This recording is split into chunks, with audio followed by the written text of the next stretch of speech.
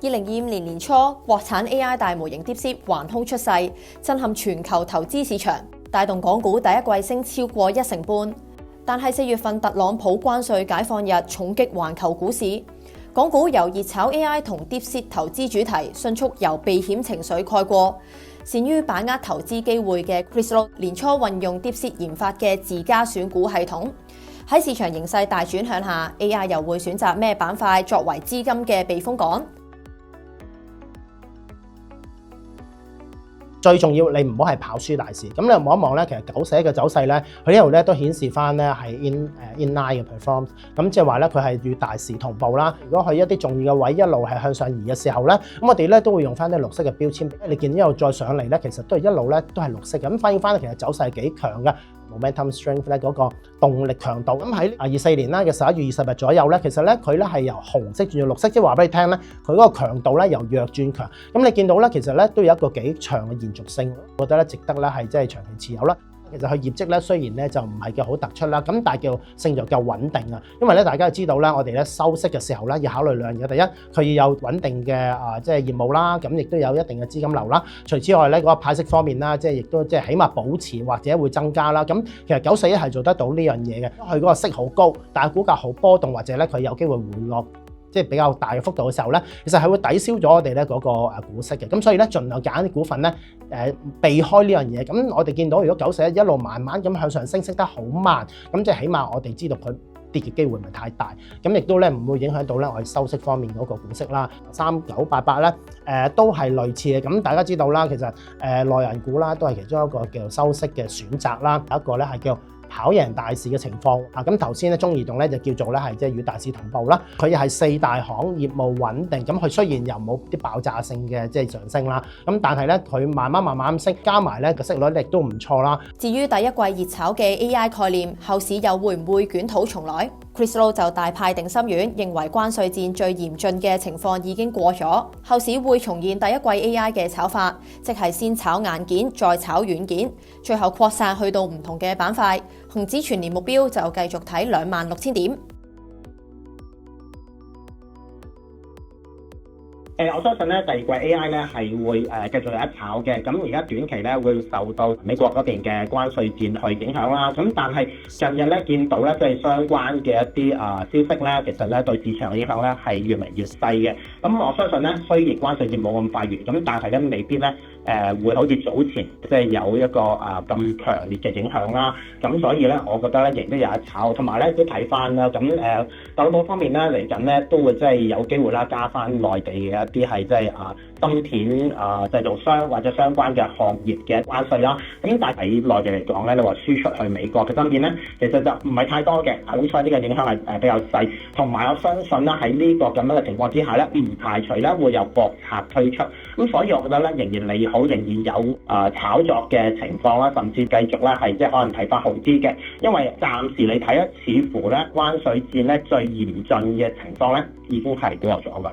等同翻咧整個早前即係炒上嘅週期，先係炒咗硬件先，硬件炒完咧先到軟件，咁所以你會可以睇到啦，其實981啊，甚至1347啦，近日咧嗰個走勢咧比較強啲，偏強嘅，比起指數走勢更加係強勢，咁所以咧亦都係反映咗咧係有資金流入。喺呢個情況下咧，我相信咧係會持續炒住先嘅。咁我覺得短期就睇翻硬件，咁你話再長期少少，其實都係同上次嗰個週期一樣啦。硬件跟住就落到軟件啦，軟件再跟住咧繼續咧係伸延到係唔同嘅行業啦。早前咧都講過啦，喺汽車板塊啦，又會即係用得到啦，唔同嘅領域咧，其實都會咧牽涉到呢個係AI 相關。咁所以我覺得咧係慢慢咧係擴展出去嘅。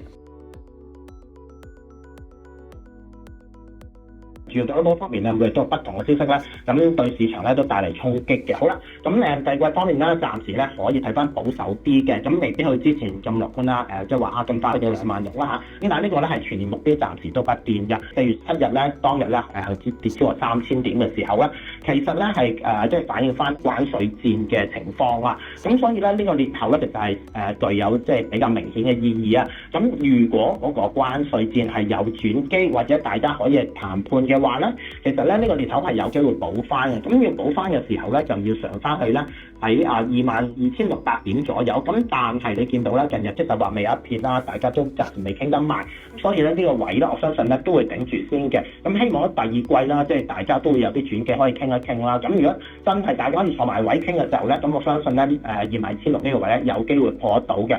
局勢瞬息萬變 ，AI 係一個相當好嘅輔助分析工具。Chris Lo 直言，自從 DeepSeek 出現，令佢更加容易判定市況以及選股。佢亦都分享咗訓練 AI 嘅技巧以及佢選股系統嘅用法。啱 DeepSeek 嘅出現啦，咁啊哇好轟動喎，新聞都有講喎，咁我就好好奇究竟係乜嘢一回事啦，咁我就即係試一試DeepSeek 嘅 R1啦，咁係一個推理模型啦，咁我哋上下嘗試咧。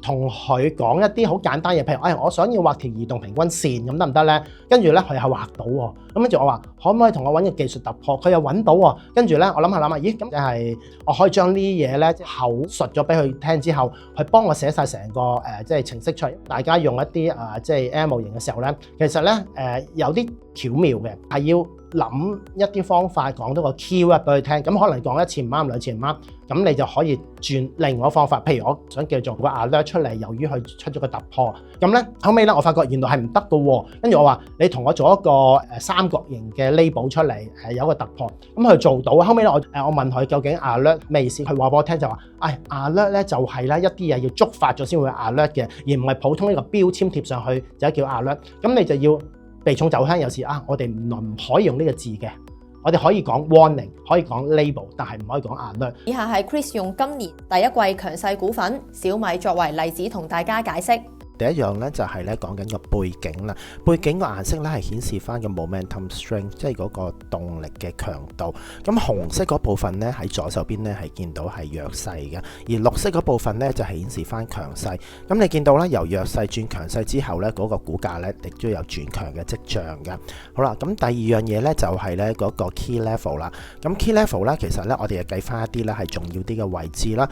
咁如果咧 key level 係咧逐步係向上移嘅話咧，我哋嗰個標籤咧係顯示為綠色嘅，咁反映翻呢個走勢咧都係比較強嘅。咁假如咧嗰個key level 係跌咗落去向下移嘅話咧，咁就會出現一個藍色嘅情況。其實咧，自從咧喺2024年嘅12月開始咧，逐步咧個走勢都係轉強啦，每一個 key level 咧都係向上嘅。好啦，另外一樣嘢咧，亦都係顯示翻咧嗰個key level 下破啦。咁下破嘅時候咧，我哋咧會有個感嘆號嘅一個警示啦，提示翻大家嘅。咁你見到啦，出咗感嘆號之後咧，其實咧嗰個價格咧亦都係逐步回落嘅，同時間咧見到個背景咧係由綠色啦轉咗紅色，咁反映翻咧嗰個走勢咧都係轉弱咗嘅動力方面。最後一樣嘢咧就係睇翻咧嗰個係大市比較。咁港股方面咧，我哋咧係會同翻咧恒生指數期貨去比較啦。咁你見到右手邊呢個顯示翻咧係performing in line 咧，即係話咧呢個係與大市同步。你哋嘅投資又融入咗 DeepSeek未呢？又點樣睇短中線港股嘅市況？歡迎留言討論。我哋會繼續專訪唔同嘅財經猛人，唔想錯過嘅話就記得 subscribe 我哋嘅A Stock YouTube Channel 啦。我哋下條片再見。